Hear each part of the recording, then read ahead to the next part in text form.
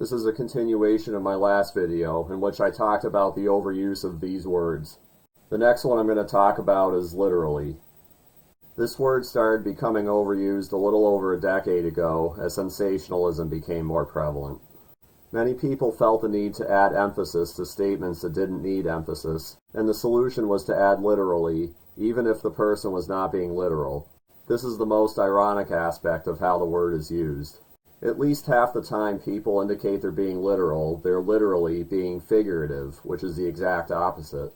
If I say Amy posts on Facebook literally 1,000 times a day, I'm obviously being figurative. Yet people are so accustomed to hearing literally in this kind of statement, they think nothing of it.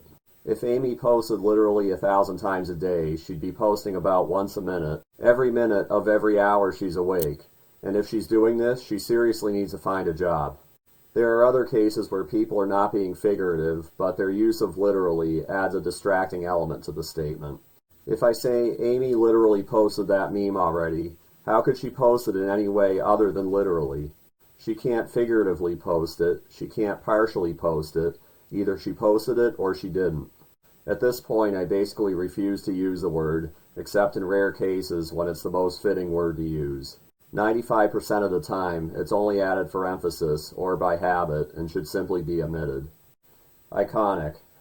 This is another one that's a much more common word now than it used to be, and its overuse likely reflects our increasingly godless society.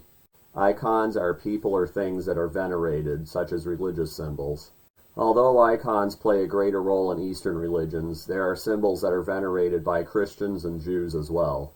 When people describe anything that's monumental or culturally significant as iconic, they're unknowingly elevating it to a sacred pedestal by following the lead of those who quietly want religion removed from our society. Rather than symbols pertaining to God, they're claiming to revere anything but movies, celebrities, you name it. Of course, the vast majority of people have never thought about how they're using iconic. It just comes to mind because they hear it frequently. But that's why it's important to make people aware of speech habits. Unprecedented.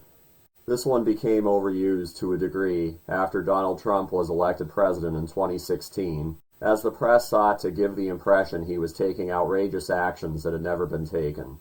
The word unprecedented was often used to describe these reported actions, which were mostly false claims.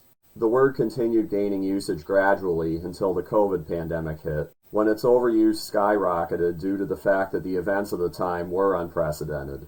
Much of the advertising at the time included messages that subtly gave the disturbing impression that the speaker was reveling in the instability and inconvenience.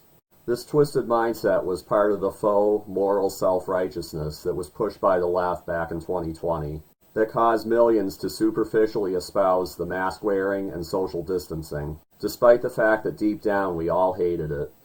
The point is, the fact that people adopted this mindset led to more frequent verbal reminders that the times were unprecedented, resulting in even greater use of the word.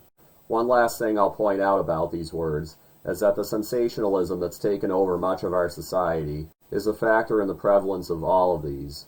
They all have an emotion-based component that attributed to their overuse. We all need to make an effort to prioritize cognition over emotion if we want to stop the dumbing down of society.